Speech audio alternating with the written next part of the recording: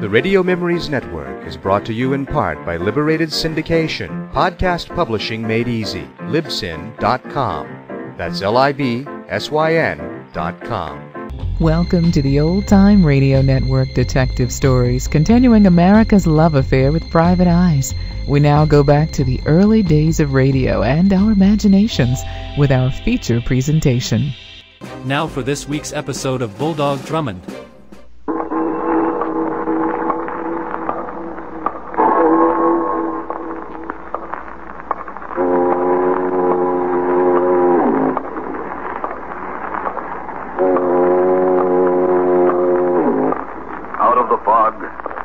Night, and into his American adventures comes Bulldog Drummond.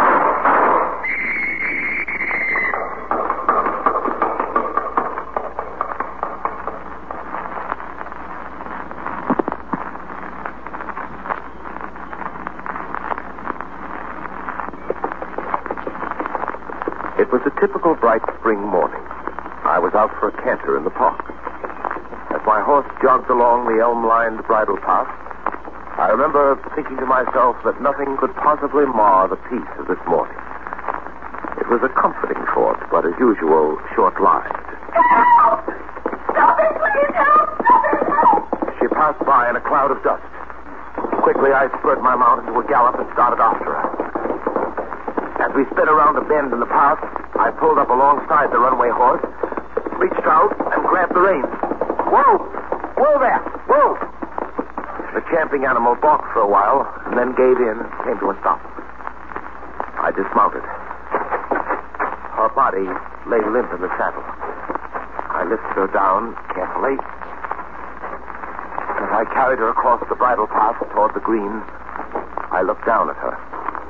Her fine-featured, pallid face was set in a gilt-edged frame of honey-colored hair. That Prince Charming to the rescue feeling came over me. And then the sleeping beauty in my arms broke the spell. You can put me down now. What's that? Put me down, please. Oh, you're sure you're all right? I'm all right. Very well.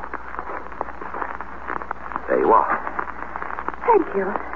Might I suggest that the next time you go for a ride, you pick a less spirited horse? This animal and you don't appear to see eye to eye. Oh, Raven is all right. Or does he usually take you for such an exciting run? I had him under control all the time. Frankly, it didn't look that way. It was an act. The whole thing was an act. Really? I wanted to get your attention. Well, you certainly did. But why mine?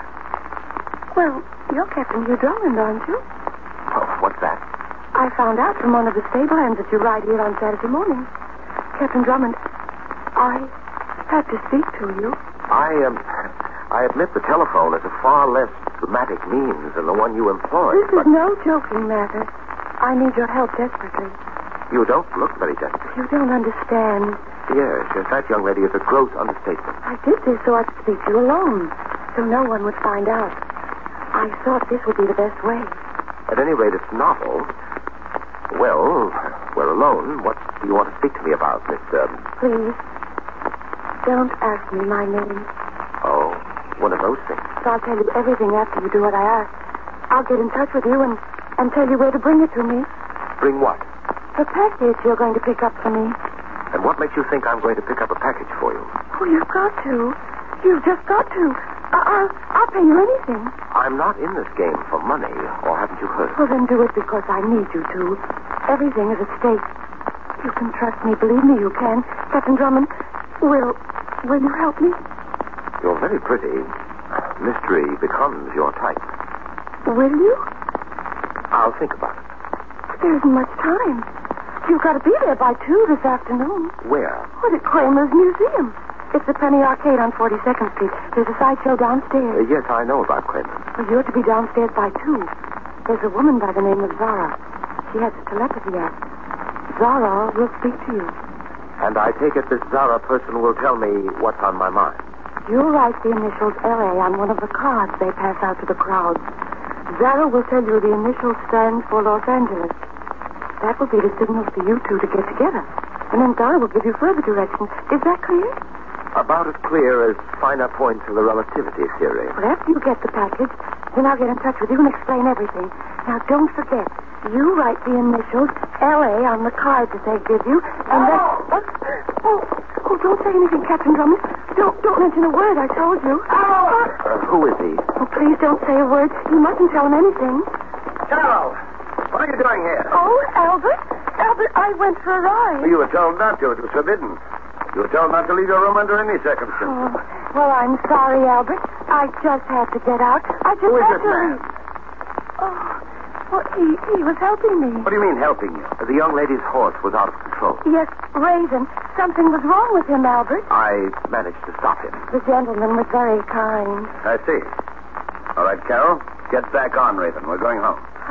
Yes. Yes, Albert. Now, if there's any way I can repay you for your help... Not at all. Glad to be of assistance. Well, thank you. Heavens knows what would have happened to Carol if I hadn't found her this quickly. You've probably noticed that my wife talked peculiarly. Your wife?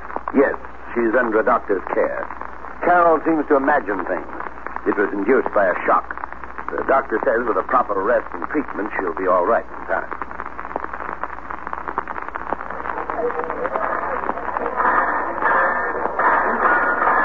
I phoned Denny and had him meet me at Kramer's museum. The street floor of the museum was the usual penny arcade with the usual variety of coin machines that ranged from hand grip testers to 1-minute views of flickering Mack Sennett bathing beauties. In the rear of the arcade was the usual shooting gallery.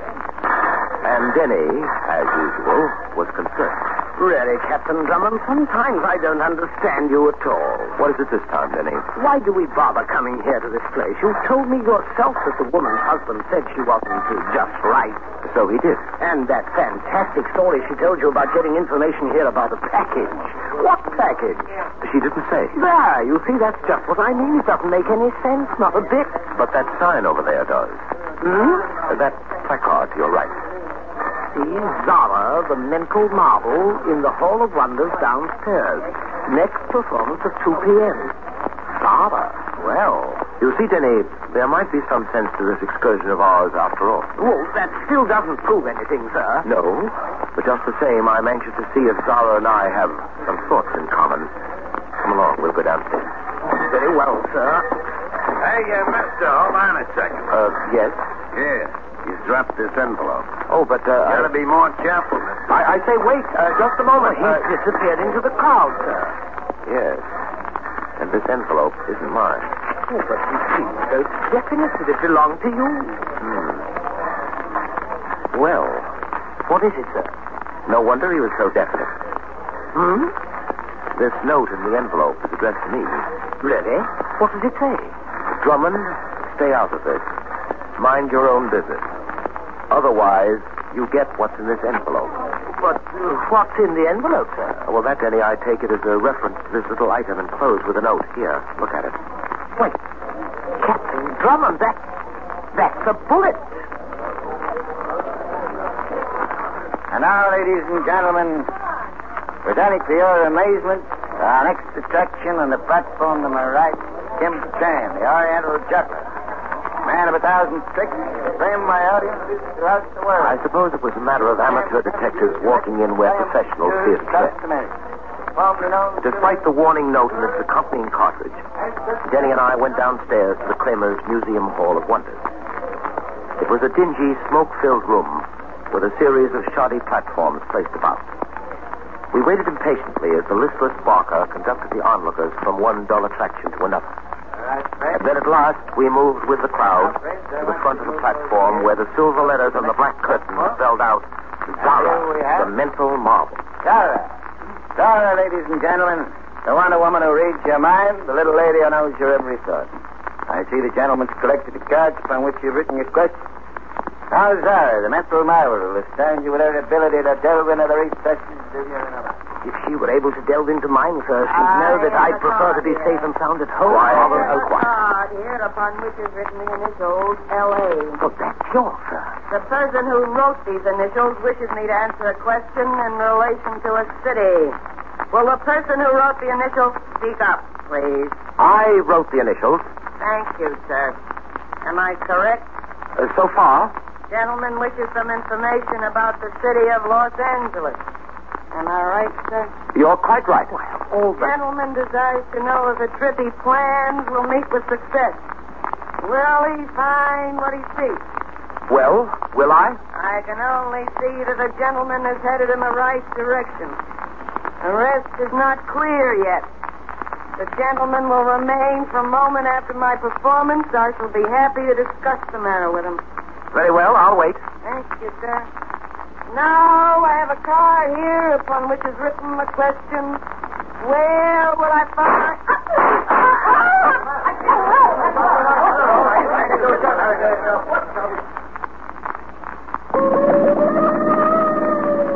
Listen to me, please. Now, Zara, don't try to move. You'll be at the hospital in a few moments. Oh, I heard what the doctor said. Not a chance I heard him. I gotta tell you this. I saw him in the crowd. It was Ace. He did this to me. This is rotten of him to do a thing like this to me. I was only trying to help her, that's all. Ace isn't the kind to help anybody. We'll find him, I promise you. He'll pay. Yeah, sure. How about the package? You'll get it to him, won't you? Where is it? It's in my room. Hotel Maxton. There.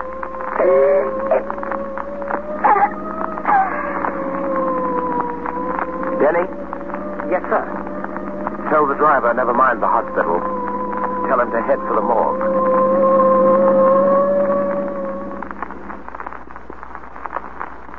I'll return in a moment to continue our story.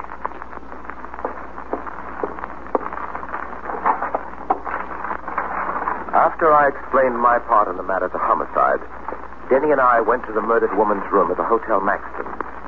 We hurriedly looked through Zara's effects for the mysterious package. Nothing of importance in this closet, Captain Drummond. All right, try the bed. Maybe hidden in the mattress. Yes, sir. Oh, Denny. You found it, sir? No. But this newspaper clipping. Look at the picture above the story. Why, that's Zara. Yes, but just now it's the man in the photo I'm interested in. Yes, his face does look somewhat familiar, but I just can't place it. I can, Denny. In Kramer's Museum, the Penny Arcade. Why, of course, sir. He's the man who handed you the envelope. That's right. This clipping is from a Chicago paper dated June 2nd, 1937. Listen to what the caption under the photograph has to say. Shown above are Ace Collins and his wife Rita, who were sentenced yesterday to a 5-year term for a $15,000 jewel theft. Also sentenced, but to a lesser term, was Ann Vincent, sister of Mrs. Collins. What? Zara, she said Ace. She said she saw him fire the shot. It was her own husband who killed her. Yes, Denny? But why? Evidently because he knew she was about to turn over the package to us. Oh, but what could be in the package, sir? Now, the rest of this newspaper story makes that rather obvious. According to the account, Rita Collins, or Zara as we knew her, worked a fortune-telling racket in Chicago for the sole purpose of obtaining information from unsuspecting clients. Information regarding the location of valuables. And that simplified Ace's second-story work. Precisely. Then the package in question must contain valuable jewels. Undoubtedly, Denny. Ace and Zara were back in business at the old stand. Now, let's get back to our search. Try the bed as I told you. Yes, sir. In the meantime, I'm going to finish looking through this chest. You still looking for something? Sir. Go ahead. Keep looking. Don't let this 45 I'm holding bother you. How did he get in here, sir? Maybe I should have knocked. Yes, I believe Emily Post lists that as the acceptable manner of entrance. What are you doing in it? Believe it or not, we're the new porters, just tidying up the place a bit. So you're a funny man, huh? It helps to make these trying situations more tactful. Well, look, funny man. Maybe this will make you laugh on the other side of your face. You and that character there are headed for a fast trip to police headquarters. Oh, headquarters. He said headquarters, sir. You heard it straight. The dame that lived here was knocked off this afternoon. Well, no one knows that better than we do. This guy's even dumber than he looks.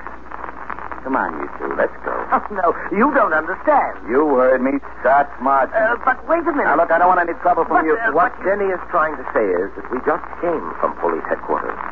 Quite. And for your information, this gentleman is Captain Q. Drummond. What? Drummond. Captain Q. Drummond. Drummond? Well, why didn't you say so? That gun you're holding didn't exactly invite introduction. Oh, that. I guess I'd better put it away, huh? Any objections, any? Not the slightest, sir. My name's Braden, Drummond. Carl Braden. I guess you're kind of wondering what I'm doing here, huh? Kinda. Sure. Well, I guess I can't blame you. I'm with the Acme Insurance Company, special investigator for the claims division. I've been trying to track down a diamond necklace that was stolen a couple of weeks ago. Acme stands to lose $20,000 if I don't round up that ice. I had my eye on that Zara dame. Well, Denny and I have covered every inch of this room. No luck, huh? None so far. Well, I guess it looks like Acme is going to have to pay that $20,000 to Albert Stevens' wife. Albert. That's right, Albert Stevens. And Mrs. Stevens' name is Carol. Yeah, Carol. And a lot of help that dame has been to me. After the ice was reported missing, Mrs. Stevens goes into a mental tailspin. Nothing she says makes sense. Captain Drummond, Mrs. Stevens must be that lady you met in the park this morning. Denny, you stay here with Brayton. I suggest you two give this room another going over. Maybe we missed a spot or two.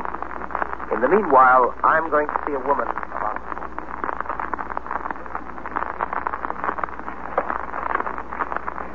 Sorry, I'm late, Captain Drummond. But I had to be sure Albert didn't see me come out. Where's your husband now? He's in the library. Very well. Get in, Mr. Stevens. We're going to have that talk I mentioned. But there's nothing to talk about, Captain Drummond. Would you rather I discuss the matter in Mr. Stevens' presence? Well, all right. But please, I can't stay long. If Albert finds out that I'll I be left as brief as possible, Mr. Stevens. I want the truth, all of it, unvarnished. What do you mean? Why did you want me to pick up that package? And what was in it? Package? I don't know what you're talking about. You know very well what I'm talking about. What was in that package? And what is the connection between you and Zara? Zara? I don't know anyone named Zara. See here, Mr. Stevens.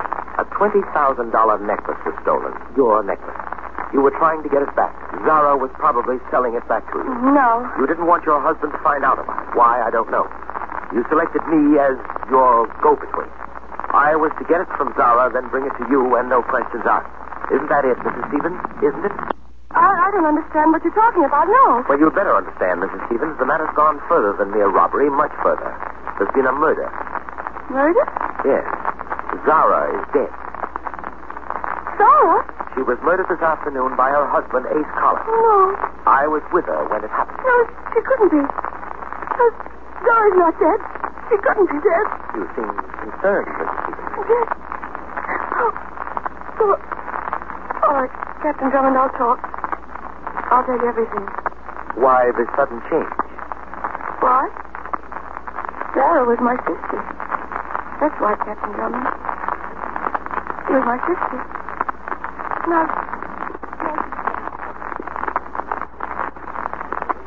And this is Mrs. Stevens' story as she told it to me, Denny.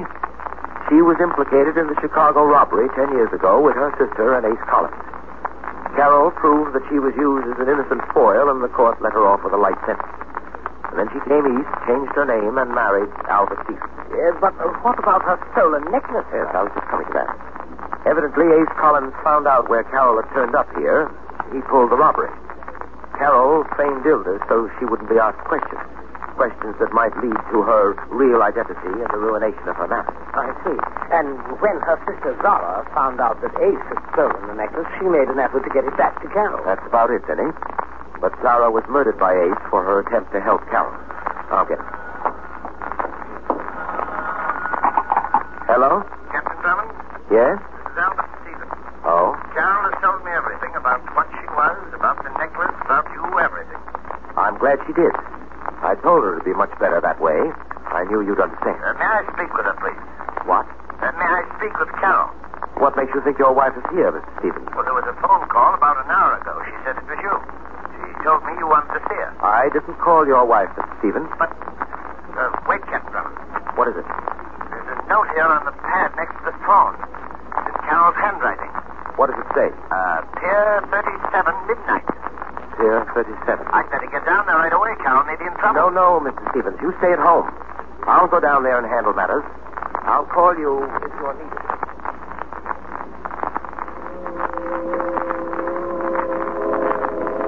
keep walking. What? Do like I tell you, Drummond. Just keep walking to the river. The voice sounds familiar. How does the face look? Familiar. Ace Collins. You're kind of stupid, Drummond. You should have laid off like I told you in my note. Oh, yes, I recall. There was a cartridge enclosed. Yeah, but now the shell ain't in an envelope. It's in this gun. Where's Mrs. Stevens?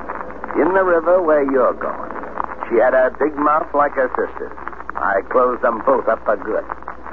Now it's your turn. All right, hold it. Take a look down there at the water, Drummond.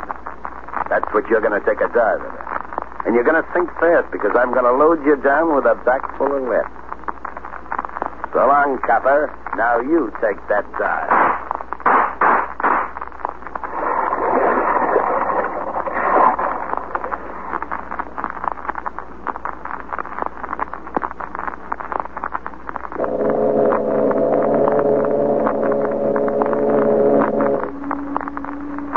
Boat just came in, Denny. They found Mrs. Stevens' body under the pier. Oh, horrible, sir. And just think, you might have been at the bottom of the river, too, if not for a stroke of sheer luck. Well, Braden's entrance on the scene was not luck, Denny. It was nothing short of a miracle. Guess it was good that I got Ace in time, huh? How did you ever, in heaven's name, happen to be down here at the waterfront? Like I told Drummond, I called the Stevens house. Mr. Stevens said Drummond was down here hunting for his wife. So I came on down to lend a hand. Just when I get here, I see Ace and Drummond over near the edge of the pier. I see Ace's gun flash in the moonlight. I figured what was up.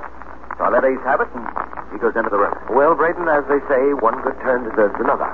I'm going to repay you for what you've done. Denny. Yes, sir? Did you bring it with you? I did, Captain Drummond. Here it is. Show it to Braden. It's the necklace. The Stevens necklace. That's right. Where did you find it?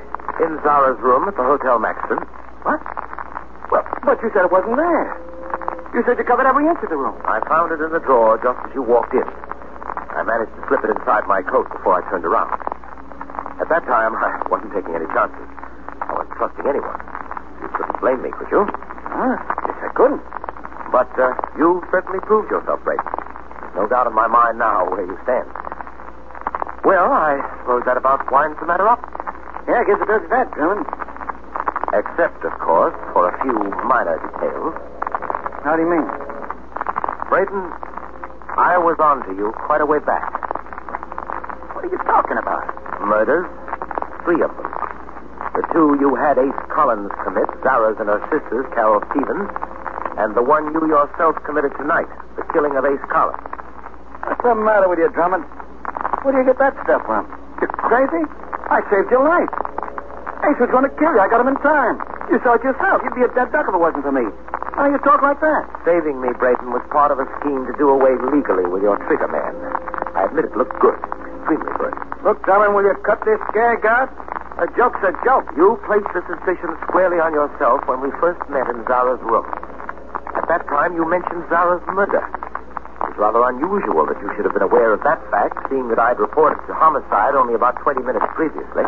What about the wire from Chicago in reply to your inquiry, sir? Oh, yes, Denny, thank you. Another incriminating detail, Brayton. 10 years ago, you were on another stolen jewel case. You recovered the jewels through an underworld contact. Your company was quite willing to pay the $5,000 to get the gems back by that method, rather than run the risk of paying the full insured value. Unfortunately, that case backfired, and Collins and his wife were picked up by the police later. It must have cost you a good deal to keep them quiet. No comment from Braden, sir. I take it you were accurate in every detail. Is that all, Captain Drummond? Just about, Denny.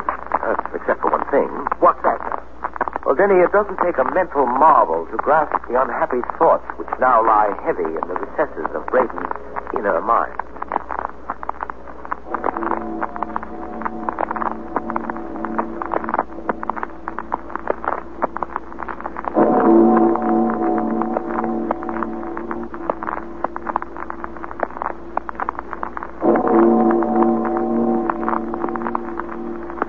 I'll be back in just a moment to tell you about next week's story.